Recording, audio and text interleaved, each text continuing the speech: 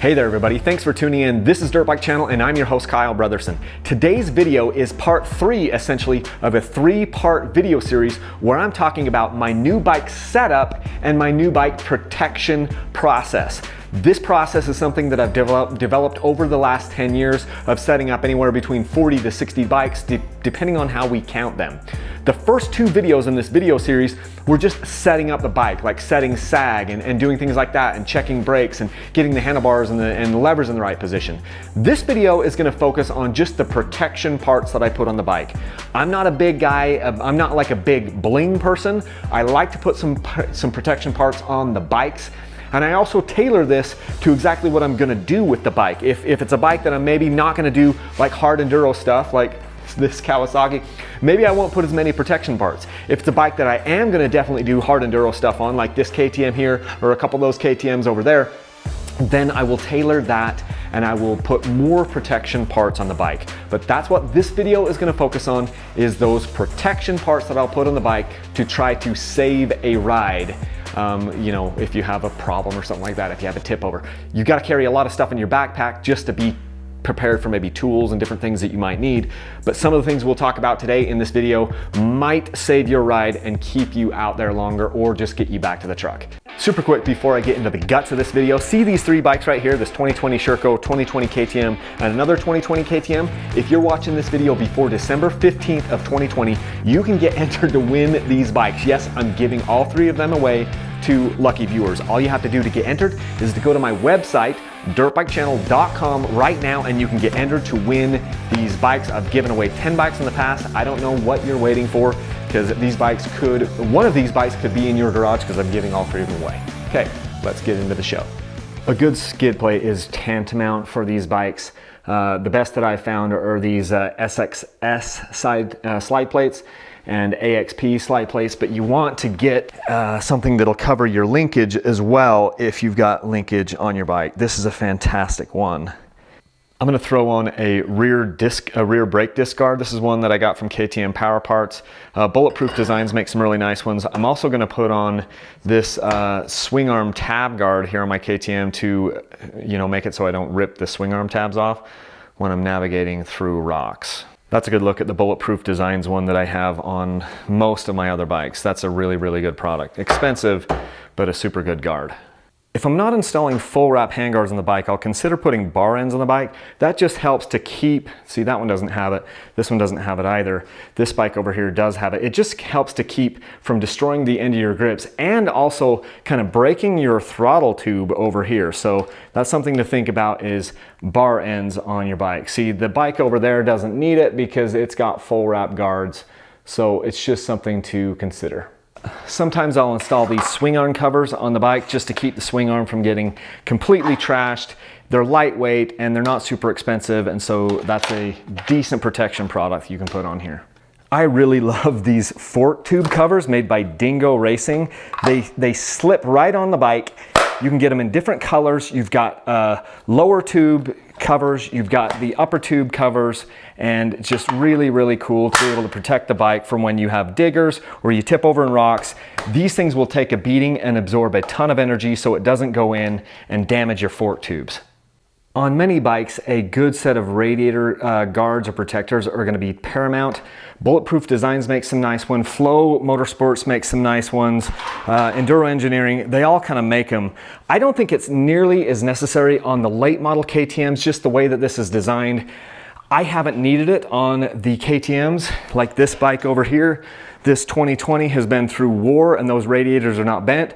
But on that bike, I tipped over one time even with radiator guards and bent the radiator enough that I needed to replace the guard and the radiator. So something to keep in mind, you might want radiator guards depending on which bike you've got.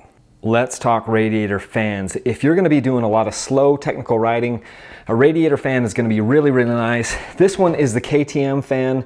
It actually is made by Trail Tech and it has a digital thermostat down here. I really like this setup.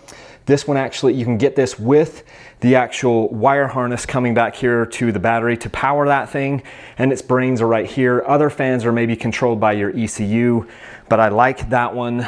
Over here on the Sherco, it actually came factory installed with a radiator fan, so that was awesome. I wish more bikes did that, but I put fans on both of my TBI bikes over here because they do run a little bit hotter, and we do a lot of technical, slower stuff, so I will put radiator fans on on any of the bikes I'm going to do enduro style stuff with now. I like to install these Acerbis fork shoes down here. They're about 20, 21 bucks, but it just keeps you from beating the crap out of the bottom of your fork tubes when you're going through rocks and nasty sections. Pretty good insurance.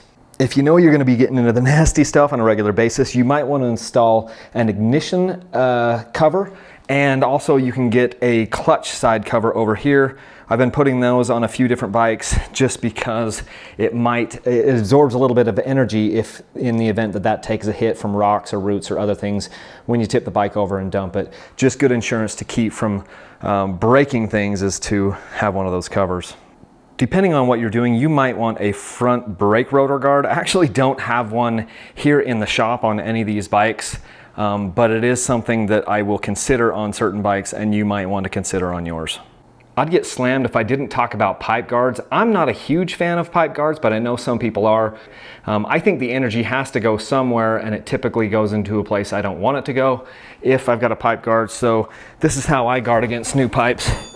I just buy one or buy two here and install those pipes after I bend them up. But that's just me. Something else I've been doing recently on the KTMs is putting a little bit of extra protection on that radiator hose right there, so that if or when that thing gets pushed back into that power valve cover right there, it doesn't cut the hose or pinch the hose as easily. And that might save your ride right there. And I buy these things just on Amazon. I can have a link down in the description, or you can email me. I just cut this thing in half and then zip tie it on there. Not perfect, but it helps. This is a plastic fuel coupler that KTM gives you on these bikes. I have seen a couple of these fail, although not on my bike, but I have seen them fail or get broken. So I'm replacing these with a billet aluminum coupler right there for a little bit of added strength. So this is your throttle position sensor, and this is the cover that comes on its stock right here. I've been replacing these with these Bulletproof Designs covers to give this a little bit more protection in case this takes a major impact from a rock or a stick as you tip over or flip off a ledge. We don't have to take our throttle position sensor off, but we do need to take the 3 screws out here, and then we can put this guy back on. Well, thanks for watching video 3 in that 3-part series of my new bike setup, with the things that I do to get the bikes actually set up to ride, and then the things that I do to protect the bikes. If you want to support Dirt Bike Channel, one of the best ways you can do that is by going to Rocky Mountain ATV and using my links. I have the links down in the video description, and I have the links over on my website, dirtbikechannel.com. Up in the upper right-hand corner, there's a links section there, and using those links would definitely help to support me and my family. You can also get in on the Dirt Bike Channel sweepstakes that we have going on from time to time. This bike right behind me and the 2 other KTMs right behind it are bikes that we're giving away that you can get entered before December 15th of 2020. This bike over here and the Kawasaki that you saw in some of the videos, that is a bike that will be given away in 2021, so stay tuned for those details. If you want to be notified about when these videos come out, make sure that you click the ringing bell icon in YouTube so that you're notified when these things come out. You can follow me on social media, on Instagram and Facebook as well. And I think that is pretty much it. Until next time, leave a single track. Thanks.